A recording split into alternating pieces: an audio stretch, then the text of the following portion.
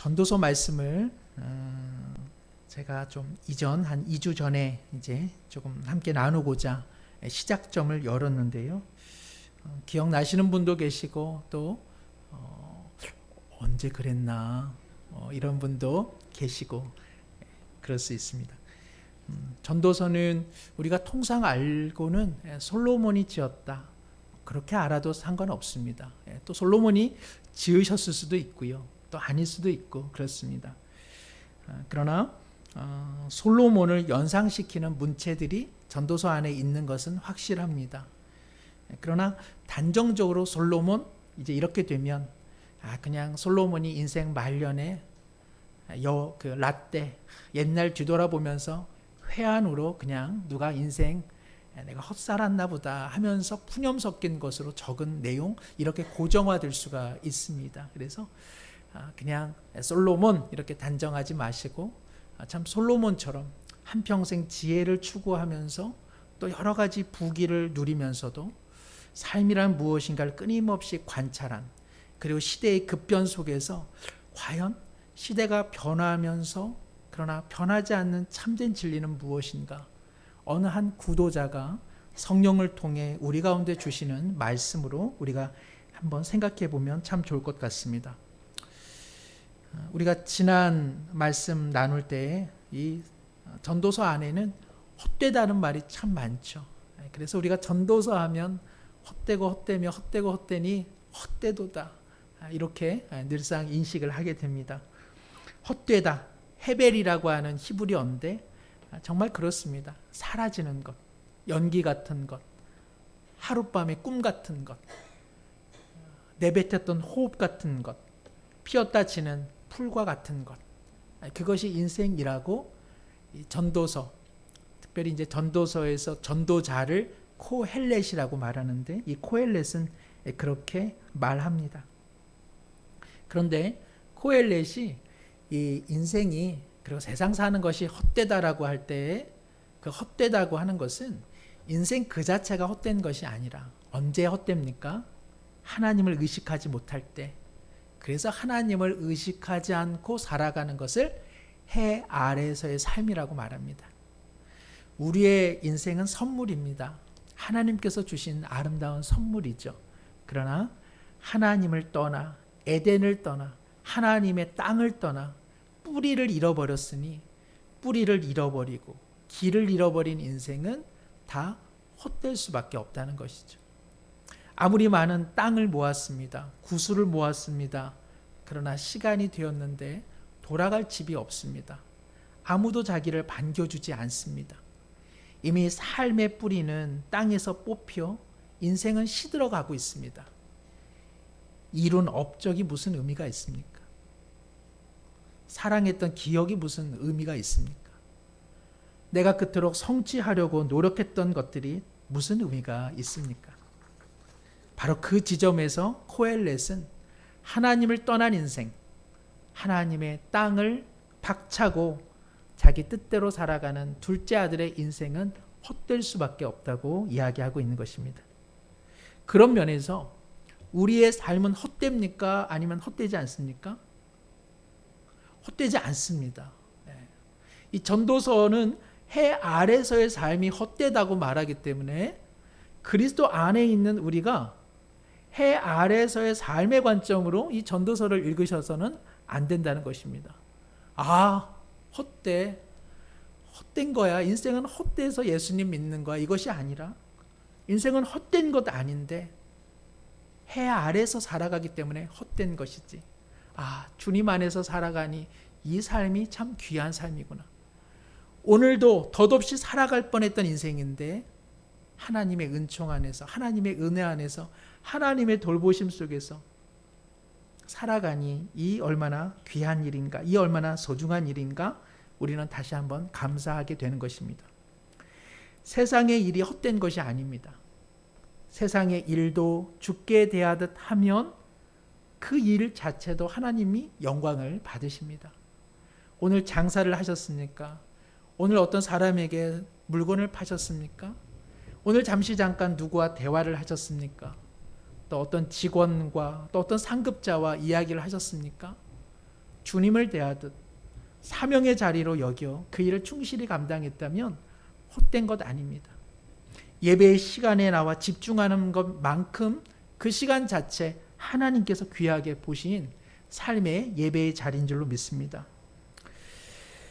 믿음이라고 하는 것, 신앙이라고 하는 것은 특별한 것을 특별한 것으로 보는 것이 아니라 별반 다를 바 없는 인생을, 어제와 똑같은 삶이지만 그 삶을 하나님의 시각으로, 하나님의 선물로 감사하며 보내는 것, 그것이 신앙의 능력이라는 것이죠. 오늘 전도서 말씀 두 번째 시간으로 새롭게 보기 또 새롭게 살기라는 제목으로 잠시 은혜를 나누고자 합니다. 금주에 글쎄요, 겨울에 시샘과 같은 비가 좀 내렸습니다. 봄비라고 하기에는 조금 쓸쓸한 비이기는 했습니다. 막내 아들이 우비를 쓰고 장화를 신고 꼭 밖에 좀 나가야겠다고 해서 제가 우산을 같이 써서 밖에 나갔습니다.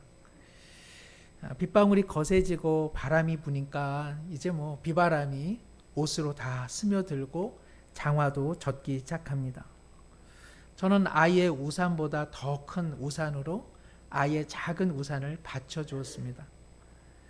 아이는 자기 우산 아래 있습니다만 그러나 사실은 저의 아빠의 큰 우산 아래 보호를 받고 있었습니다. 그래서 아이는 거친 비바람 속에서도 물장구를 치고 놀 수 있었습니다. 우리가 신앙생활을 하면서 우리는 자기 자신만의 우산을 쓰고 살아가는 것 아닙니다. 우리는 하나님의 큰 우산 아래서 살아가고 있는 것이죠. 많은 사람들은 찢겨진 자신만의 우산 하나를 손에 쥐고 살아갑니다. 사실은 연민과 긍휼을 자아낼 만한 삶의 모습이죠. 우리의 지난 날도 그렇지 않습니까? 찢어지고 새는 우산 하나 받쳐들고 우리의 인생을 살아왔습니다. 그런데 하나님께서 우리의 삶에 우리의 작은 우산 몇 개를 더해도 감당할 수 없을 큰 은혜의 우산을 펼쳐주신 것이죠. 그러니 우리의 삶은 복을 받은 삶이라 말씀드릴 수 있습니다. 그러니 하나의 우산만 가지고 살아가는 사람들과 하나님의 우산 속에서 살아가는 우리의 삶은 다를 수밖에 없는 것, 이것은 두말할 나위도 없을 것입니다. 오늘 하루도 우리 자신의 우산 하나 받쳐들고 산 인생이 아니라 하나님의 크신 우산 속에 살아간 아름다운 한 날인 줄로 믿습니다. 그런 의미로 우리는 전도서를 읽어야 한다는 것이죠.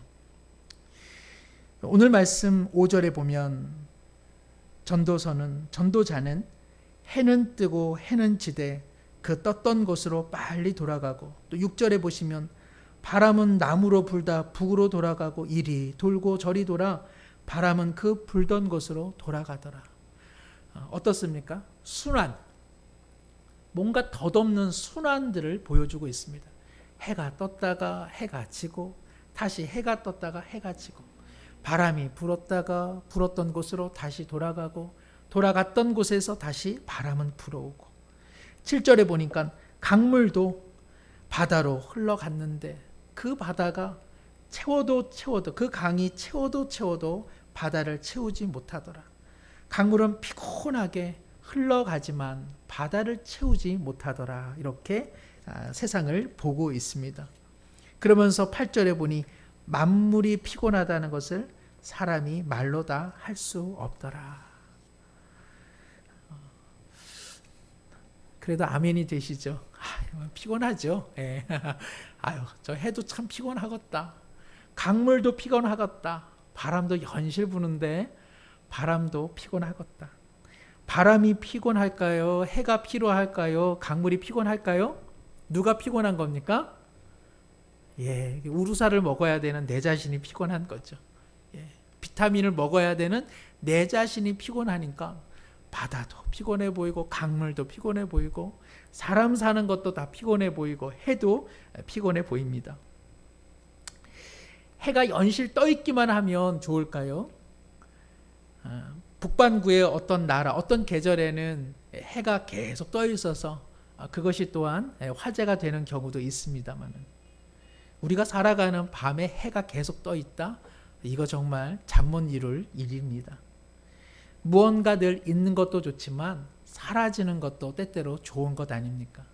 어떤 사람이 귀하다, 어떤 물건이 내게 소중하다, 이것은 사라질 때 때로는 압니다. 있을 때는 모르는데 사라지고 나면 참 소중했구나, 참 필요했구나, 우리 그런 생각을 하게 되죠. 시편 19편에서 다윗은 해를 이렇게 노래합니다. 해는 그의 신방에서 나오는 신랑과 같고, 이제 결혼해가지고 나온 해가 신랑과 같다고 합니다. 그의 길을 달리기 기뻐하는 장사 같아서 하늘 이 끝에서 나와서 하늘 저 끝까지 운행하며 그의 열기에서 피할 자가 없도다. 오늘 코엘렛은 마음이 피곤해가지고 해를 보고 강을 보고 바람을 보는데 다 피곤하다고 말합니다. 그런데 다윗은 뭐라고 노래합니까? 해가 방실방실 둥근 해가 이제 막 결혼을 치르고 나온 행복에 젖어 있는 신랑과 같아서 여기저기 분주히 다니는데 힘이 남아 돌더라. 장사같이 그 힘을 분주히 사용하며 그 뜨거운 열기로 사람들을 비치더라고 역동적으로 표현하고 있습니다. 사람이요, 같은 것을 보더라도 마음 상태에 따라 다릅니다. 바람도 어떻습니까? 오늘 읽었던 것처럼 전도서는 해 아래 사는 관점으로 보자면 바람이라고 하는 거 참 쓸쓸하고 더덥고 어찌 바람처럼 인생도 무상한 것 같다, 이렇게 노래합니다. 그런데 제가 좋아하는 그 시 중에 천년의 바람이라고 하는 시가 있습니다. 내가 맡고 있는 바람이 1000년 전에 불었던 바람인데 이 바람은 1000년 전에 했던 그 바람의 일을 1000년이 지난 지금도 계속 하고 있다는 것입니다. 세상 사람들은 무언가 한번 하면 실증 나서 그 일을 하지 않고 다른 데 눈 돌리는데 바람은 꾸준히 성실히 자기가 해야 될 몫의 일을 1000년 전부터 해오고 있다는 것이죠. 예수님께서는 니고데모와 대화할 때 바람이 스쳐 지나갑니다. 사람의 거듭남에 대해 질문하는 니고데모를 향해 얘야, 하나님의 일하심이, 사람의 거듭남이 이 바람과 같아서 언제 어떻게 시작되는지 알지 못한다. 그러나 성령은 바람처럼 역사한다고 말씀하셨습니다. 바람도 내가 어떻게 바라보느냐에 따라서 전혀 다르게 보여지는 것이죠. 앞서 말씀드린 7절에 강물이 나옵니다. 어떻습니까? 강물을 보시면 강물이 자꾸만 나를 부르는 것 같습니까? 들어오라, 들어와, 이렇습니까? 아니면은 강물을 보시면서 또 그저 세월의 무상함만 느끼십니까? 아니면 강물 위에 비춰진 햇살 때문에 다시 한번 참 따뜻한 마음을 함께 누리고 계십니까? 오늘 본문에 강물이 연일 정말 노력을 다하지만 바다라고 하는 큰 웅덩이를 채우지 못한다고 코엘렛은 말하고 있습니다. 어떤 사람이 강물을 보며 슬퍼합니다. 지나가던 사람이 왜 강물을 보면서 그렇게 슬픕니까? 저 강물에는 눈물이 많은 것 같습니다. 그래서 저 강물 때문에 바다가 짠 것 같습니다. 이렇게 이야기를 했습니다. 바다가 짠 것이 어찌 사람의 눈물이 있어 그렇겠습니까? 그러나 보는 사람의 마음이 지치고 아플 때 그렇게 말할 수 있는 것이죠.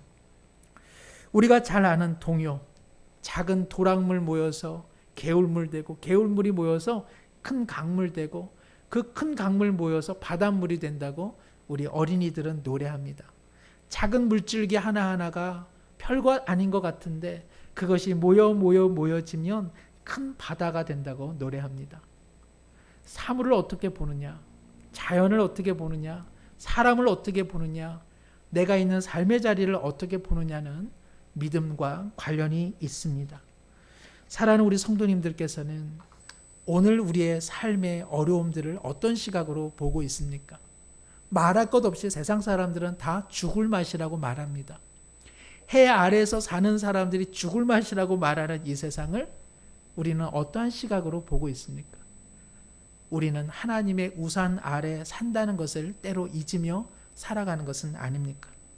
그렇다고 해서 마음이 힘든데 아닌 것처럼 지내서는 안 됩니다. 마음이 힘들 때는 새가 노래하는 것 아니라 우는 것이죠. 그러나 그 마음을 방치해서는 안 됩니다. 세상이 우는 것 같고 강물이 덧없는 것 같고 바람이 씁쓸하게 느껴지고 그리고 해도 지쳐간다 이런 생각이 들면 어떻게 해야 됩니까? 하나님 앞에 나가야죠. 하나님 앞에 그 슬프고 어지러운 마음을 토로해야죠.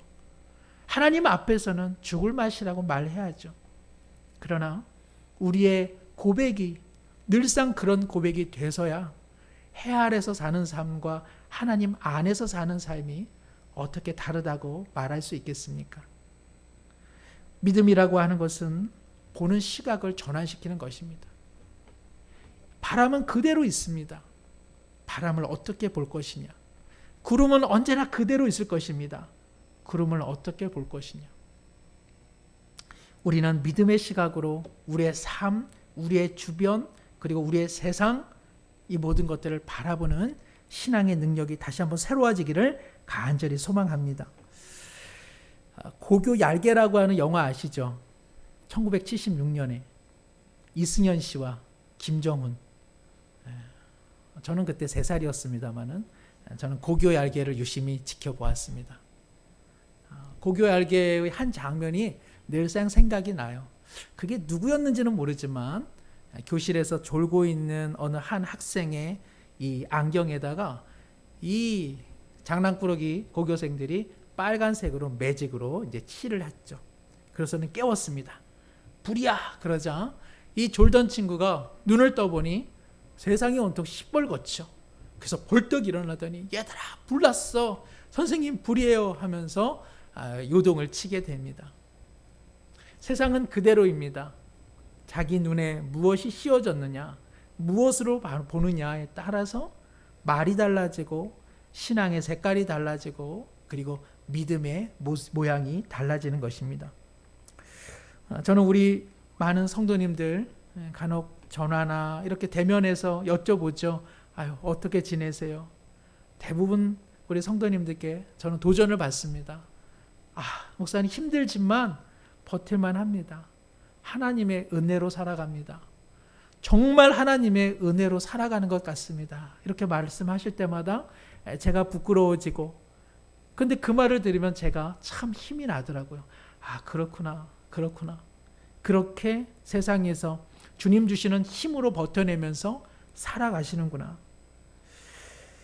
저는 그것이야말로 코로나19보다 더 전염력이 강하다 이런 생각을 하게 됩니다. 믿음의 힘 그리고 감사의 고백은 정말 듣는 사람에게 좋은 전염을 일으키는 것이죠.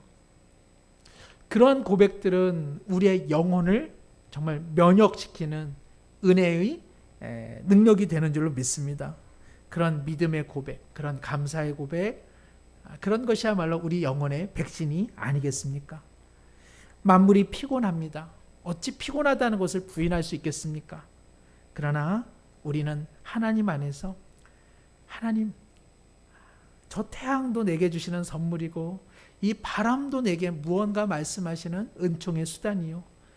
그저 피는 꽃들 그리고 연하여 흘러가는 강물 하나하나도 내게 하나님께서 말씀하시는 따사로운 음성이 될 수 있다. 지성소에서 강물이 흘러 죽어가는 마른 뼈, 죽어가는 대지를 새롭게 피워낸 것처럼 우리가 덧없이 흘러가는 강물 아니라 그 강물 속에서도 하나님의 섭리를 발견할 수 있다면 우리의 영혼은 코로나19 백신보다 더 건강하게 될 줄 믿습니다. 10절에 보니까 무엇을 가리켜 이르기를 보라 이것이 새 것이라 할 것이 있으랴 우리가 있기 오래전 세대들도 이미 있었느니라. 오늘날에 얼마나 새 것이 많습니까? 정말 따라가기가 아마 벅찰 겁니다. 자녀들과 또 손주들과 이야기하시다 보면 워낙 큰 격세지감을 느껴서 참 말에 소통이 어려울 때가 참 많이 있습니다. 정말 저도 전화기를 가정 형편 때문에 엄청 늦게 났었거든요. 그래서 전화기 생겼을 때 저도 얼마나 기뻤는지 친구들에게 전화도 하고 제 전화번호도 알려주고 그랬었습니다만은 전화기 뭐 다 보편화되고 어느 날 이제 삐삐가 생기지 않았습니까? 그래서 이제 삐삐로 또 사람들 서로 통화하다가 또 잠깐 뭐가 생겼습니까? 시티폰이라고 하는 게 또 생겼습니다. 그래서 또 그 시티폰 가지고 서로 한 통화 써보려고 했었습니다. 그러다가 갑자기 걸리면 걸리는 뭐가 나왔습니까? 무전기 같은 걸리버라고 하는 게 나오기 시작했죠. 그 무거운 필통 같은 것도 사람들이 얼마나 자랑스러워 하는지. 그러다가 뭐 핸드폰 나오고 아유 이제는 뭐 핸드폰의 종류도 다양성도 너무나 새롭습니다. 그런데요, 다 새 것이냐? 꼭 그렇지만은 않습니다. 여전히 우리가 추앙하고 있는 위인들이 있습니다. 그 위인들은 정말 굵직굵직합니다. 공자, 맹자, 소크라테스, 플라톤, 아리스토텔레스, 아주 오래전의 사람입니다. 그러나 오늘날의 철학과 오늘날의 사상 체계 속에서도 그 성인들의 빚을 지고 있습니다. 무엇이 새롭다 할 수 있겠습니까? 그 새로움 속도 가만 쳐다보면 예전 것이 많이 녹아 있습니다. 오늘 이 시대에 새로운 인물들이라고 하는 사람들도 가만 보면 다 새우깡 먹습니다. 다 맛동산 좋아하고요. 다 비비빅 좋아합니다. 폴라포도 여전히 우리 아이들도 좋아합니다. 새로운 것만 있지는 않습니다. 오늘날에도 여전히 유효한 이전의 소중한 것들이 있는 것이죠. 오늘 얼마나 많은 트로트 열풍으로 우리 성도님들도 함께 즐거워하십니까? 트로트만 하셔도 벌써 좋아하십니다. 새롭지만 이전 것이 그 안에 스며들어 있는 것이죠. 어찌 보면 구약성경, 신약성경 다른 면으로 보면 참 전통과 새 것이 교차하고 있음을 우리는 보게 됩니다. 구약 없이 신약이 있을 수 없습니다. 그리고 신약만이 있지는 않습니다. 신약의 관점에서 구약을 읽어내기 시작하면 구약에서는 보다 풍성한 은혜의 뜻을 발견할 수 있습니다. 구약의 흐름 속에서 신약을 보면 신약 속에는 놀라운 하나님의 성취가 있음을 바라보게 되는 것이죠. 오늘날 새로움에 대해서 너무 터부시할 필요가 없습니다. 새로움 속에는 이전에 유용했던 지난날의 소중함이 있기 때문에 그러합니다. 어찌 보면 이러한 유연성 혹은 새로운 일에 대한 경탄과 기대감 이런 것들이 있다면 오늘 10절과 11절의 말이 어찌 보면 푸념적인 것인데 우리는 이를 극복해낼 수 있습니다. 코엘렛은 지금 해 아래서 살아가는 사람들의 목소리를 담고 있기 때문에 야, 오늘날 새로운 거 다 옛날에도 있었어. 뭐 옛날에 다 있었는데 지금 세대들이 기억하지 못해서 그런 거지 오늘날 새로운 것 있다고 너무 그렇게 경탄하지 마. 또 한편으로 맞는 이야기도 합니다. 너무 지나치게 새 것만 추구해서도 안 되는 것이죠. 그러나 경탄을 잃어버리고 푸념하고 새로운 것에 대한 열린 마음 없고 뭐 이전 거나 오늘 거나 다 똑같다 이러한 마음들을 내려놓을 필요가 있는 것이죠. 오히려 이사야는 새 창조의 주님을 이렇게 고백합니다. 이사야 65장 17절에서 18절입니다. 한번 말씀 한번 보여주시면 함께 한번 읽어볼까요? 보라, 내가 새 하늘과 새 땅을 창조하노니 이전 것은 기억되거나 마음에 생각나지 아니할 것이라. 너희는 내가 창조하는 것으로 말미암아 영원히 기뻐하며 즐거워할지니라. 보라, 내가 예루살렘을 즐거운 성으로 창조하며 그 백성을 기쁨으로 삼고. 하나님께서는 새 일을 행하시는 분이라고 이사야는 노래하고 있습니다. 이전 것을 오히려 기억하지 말라고 이야기하고 있습니다. 하나님께서 자기 백성을 위해 예루살렘을 기쁨의 성으로 그리고 자기 백성을 향해 기쁨을 주시겠다고 말씀하십니다. 새 하늘과 새 땅이 도래할 것이라고 말씀하고 있는 것이죠. 우리의 인간사라고 하는 것은 하나님을 떠나 인간의 죄된 모습과 형태가 그냥 반복적인 순환인 것은 분명합니다. 그러나 반복적인 순환으로 우리의 역사가 끝나지 않습니다. 우리는 우리대로의 연약함으로 인해 반복적인 죄의 습관을 나타내고 있지만, 그러나 이 순환이 어느 일정한 목표를 향해 가고 있다는 것이죠. 뭐라고 말씀드릴까요? 스프링을 생각하시면 됩니다. 나선형으로. 인생은 늘 같은 것 같지만, 그러나 처음과 끝이 있습니다. 하나님께서 시작하신 목표가 진행되어지고 이루어질 끝 지점을 향해서 우리의 역사는 이루어지고 있다는 것입니다. 이사야는 그것을 보고 있는 것입니다. 우리의 죄로 말미암아, 우리의 무지로 말미암아 빙빙 도는 죄의 악한 습관들이 역사 가운데 일어나는 것 같지만, 그러나 하나님께서는 거시적인 측면에서 자기가 이루시고자 하는 새 하늘과 새 땅을 경영해 가고 계시다는 것이죠. 사랑하는 성도 여러분, 하나님께서 내 개인과 또 우리 가정과 우리 공동체에 반드시 이와 같은 은혜를 내려주시는 줄로 믿습니다. 우리 집은 똑같아. 우리 애는 똑같아. 우리 남편 똑같아. 우리 아내 똑같아. 우리 교회 똑같아. 이 세상은 그냥 똑같은 거야. 이것이 아니라, 똑같은 것 같지만 하나님께서는 우리의 삶 가운데 개입하셔서 더 나은 새 하늘과 새 땅의 방향으로 일을 이뤄가고 계심을 보는 것, 이것이야말로 진실한 신자인 줄로 믿습니다. 앞서 저희 아이 이야기를 했습니다. 생각해 봅니다. 제가 우리 아이가 밖에서 놀겠다고 하는데, 아빠는 그런 일을 하는 사람은 아니다. 아빠는 말씀을 전하고 큰일 하는 사람이야. 너랑 비나 맞으면서 우산을 씌워주는 사람 아니야. 이러면 우리 아이가 졸졸 나가고, 그것을 보는 사람들의 모습은 얼마나 쓸쓸한 풍경이겠습니까? 자기보다 큰 아빠가 자기보다 큰 우산으로 든든히 받쳐주니까 아이는 그 빗속에서도, 비바람 속에서도 풀에 튀어오르는 그 비의 리듬을 보고 비가 모여진 작은 호수를 덤벙덤벙 건너가기도 하고, 빗속에서 유난히 크게 노래하는 새들의 그 노래소리도 들을 수 있는 것입니다.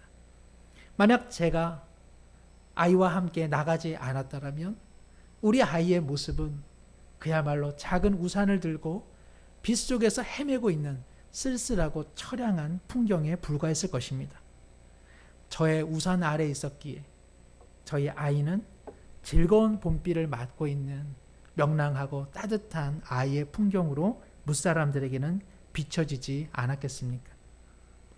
바울 사도는 고린도 후서 5장 17절에서 이렇게 말합니다. 그런즉 누구든지 그리스도 안에 있으면, 함께 읽어보실까요? 새로운 피조물이라. 이전 것은 지나갔으니 보라 새 것이 되었도다. 아멘. 누구든지 그리스도 안에 있으면 새로운 피조물이 되었다고 바울 사도는 선포하고 있습니다. 이전 것은 지나갔으니 보라 새 것이 되었도다. 누구든지 그리스도 안에 있으면 이미 새로운 생명이 시작되었습니다. 암에서 치유되어야 새 생명이 시작된 것 아닙니다. 사업에서 크게 실패해야, 그랬다가 일어나야 이제는 뭐 새로운 생명이 시작됐다? 그거 아닙니다. 예수님을 믿으면, 예수 그리스도의 죽으심과 예수 그리스도의 부활하심이 나를 위한 사건이었음을 마음으로 받아들이면 어떻게 된 것입니까? 더 예뻐지지 않아도, 별반 다를 바 없는 인생이라 할지라도 하나님 보시기에는 뭐가 되었다? 새로운 피조물, 새 것이 되었습니다. 하나님의 사랑받는 자녀가 되었습니다. 하나님과 동행하는 인생이 되었습니다. 길을 잃어버리지 않습니다. 돌아갈 집이 있습니다. 불러주시고 맞아주실 하나님이 계십니다. 저가 이제까지 경험해 보지 못한 은총의 큰 우산 아래 들어가는 인생이니 그 얼마나 복된 인생입니까? 바울 사도는 에베소서 2장 1절에 이렇게 고백합니다. 그는 허물과 죄로 죽었던 너희를 살리셨도다. 그리스도 안에 있는 자는 하나님께서 살리신 인생입니다. 허물과 죄로 이미 죽은 인생입니다. 그리고 영벌에 처할 수밖에 없는 비참한 인생입니다. 그런데 예수 그리스도께서 허물과 죄로 죽었던 우리를 일방적인 은총을 통해서 우리를 살려두셨습니다. 그러니 우리의 삶은 새로워져야 되지 않겠습니까? 해 아래서 사는 삶처럼 푸념하고 한탄하고 낭망하면서 인생은 나그네 길, 인생은 뭐 그런 거야. 이렇게 돌고 도는 거지. 다 피곤해. 그냥 주님 오실 그날만 바라보며 그냥 이렇게 살아야지. 그것 아니라 새로운 삶을 살아야 합니다. 새로운 방식으로 살아야 합니다. 에베소서 2장 10절에 바울 사도는 왜 허물과 죄로 죽었던 너희를 살렸는가? 이렇게 고백합니다. 함께 한번 읽어보시죠. 우리는 그가 만드신 바라 그리스도 예수 안에서 선한 일을 위하여 지으심을 받은 자니 이 일은 하나님이 전에 예비하사 우리 가운데서 행하게 하려 하심이라. 아멘. 허물과 죄로 죽었던 우리를 살리셨습니다. 왜요? 하나님께서 우리가 해야 할 선한 일이 있었거든요. 그 일을 다시 그리스도 안에서 행하게 하려 하심이라. 우리는 선한 일을 위해 지음받았습니다. 아담이 범죄하지 않았으면 에덴 동산에서, 그리고 에덴 동산에서 넓은 지경으로 하나님의 선한 일을 끊임없이 도모하면서 우리는 행복한 삶을 살았을 것입니다. 그러나 하나님을 떠났습니다. 비참한 인생이 되었습니다. 모든 것이 헤벨, 다 헛된 인생이 되었습니다. 해 아래에서 신음하는 인생이 되었습니다. 그런데 예수님께서 죄와 허물로 죽었던 우리를 살리셨습니다. 그래서 우리를 다시 하나님의 에덴 동산으로, 거기 있으면 할 그 일로 우리를 복원시킨 것입니다. 그것이야말로 새로운 피조물이 된 삶의 방식인 것이죠.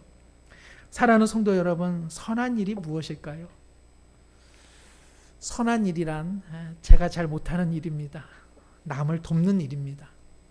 아무리 생각해봐도 삶에 가장 보람이 있고 오늘 하루 참 잘 살았다, 가치 있다, 내 존재 의미가 있었어, 아무리 생각해봐도 남을 도왔을 때입니다.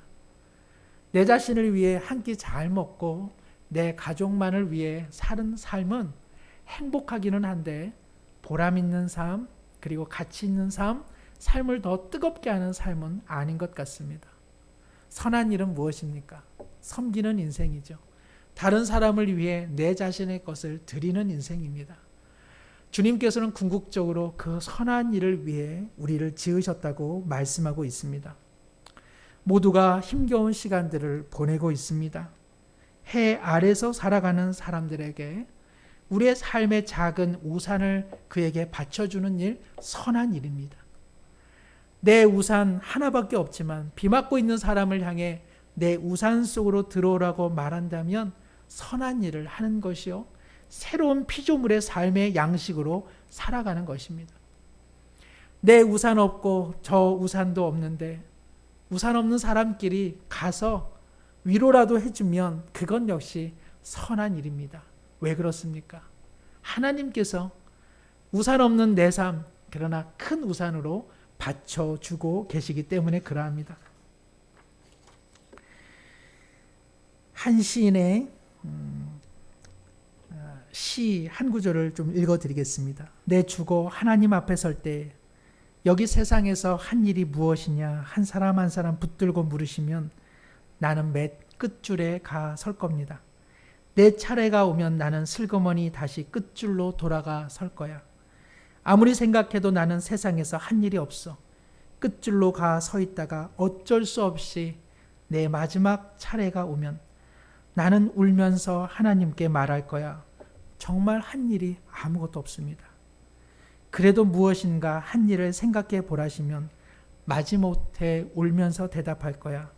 하나님, 길가에 돌 하나 주어 신장로 끝에 옮겨놓은 것밖에 한 일이 없습니다. 이 시인이 한 일이 왜 신장로 한 끝에 돌 하나 주운 것만 있겠습니까? 섬기는 삶이 있었겠죠. 누군가를 위해 자신을 내어주는 삶, 자신의 우산을 누군가에게 받쳐주는 인생이었을 것입니다. 나도 우산 없고 저도 우산 없을 때 함께 고통의 비를 맞아준 것만으로도 하나님께서 참 귀한 새 피조물의 인생을 살았노라 칭찬해 주지 않으시겠습니까? 해가 뜨고 해가 지고 바람이 불고 바람이 지는, 강물이 연하여 흐르는 피곤한 삶을 우리 모두 살아가고 있습니다. 그러나 우리는 하나님의 우산 아래 하나님의 보호 속에 살아갑니다. 우리 모두 이 시간 함께 한번 기도할 때에 하나님, 내 삶과 내 마음이 피곤해 무너질 때에 그럼에도 불구하고 나는 하나님의 은혜 아래 살아있음을 기억하게 하옵소서. 우리 가정의 반복적인 일상과 문제로 인해 내 삶이 지쳐가지만 우리의 가정과 또 개인과 공동체 가운데 새 땅과 새 하늘 여실 주님을 바라보게 하여 주옵소서. 하나님의 선한 일, 새 피로 피조물의 인생으로 살아갈 때에 다른 사람을 위해서 찢어진 우산 하나 받쳐들고 살아가는 이웃에게 내 우산 건네주고 그 우산 속으로 맞아주는 그런 이웃으로 살아가게 하옵소서. 함께 한번 기도하겠습니다. 하나님 아버지, 만물이 피곤하고 우리의 삶도 피곤합니다. 이럴 때 내 마음이 무너져 갑니다. 그러나 하나님께서 새 일을 행하고 계십니다. 하나님의 은총 아래서 오늘도 숨쉬며 살아갔습니다. 피곤하여 힘겨웠던 나날이지만 주님을 의식하며 주께 대하듯 하루하루 산 삶, 하나님께서 기뻐하시는 삶이요 하나님 앞에 영광을 올려드린 삶인 줄로 믿습니다. 오 하나님 아버지, 해 아래서 사는 사람들의 삶처럼 살지 않게 도와주시고 죽은 자, 허물과 죄로 죽었단 자, 그러나 살리움을 받았고 새로운 피조물로 거듭났으니 마땅히 선한 주님의 백성으로 살아가게 하옵소서. 해 아래서 찢겨진 눈물로 얼룩진 우산 하나 들고 살아가는 사람들의 벗이 되게 해 주옵시고 하나님, 저들을 기꺼이 맞아들일 수 있는 하나님의 마음으로 살아가게 하옵소서. 주여, 믿음의 눈을 들어보니 하나님의 우산이 우리를 보호해주고 계십니다. 감사합니다. 주님, 해 아래서의 삶이 아니라 하나님의 은총 아래 살고 있음을 고백하게 하여 주시고 하나님, 마땅히 그와 하나님 합한 삶을 살아 하나님의 영광을 올려드리게 하여 주시옵소서. 주여 은혜를 주옵소서.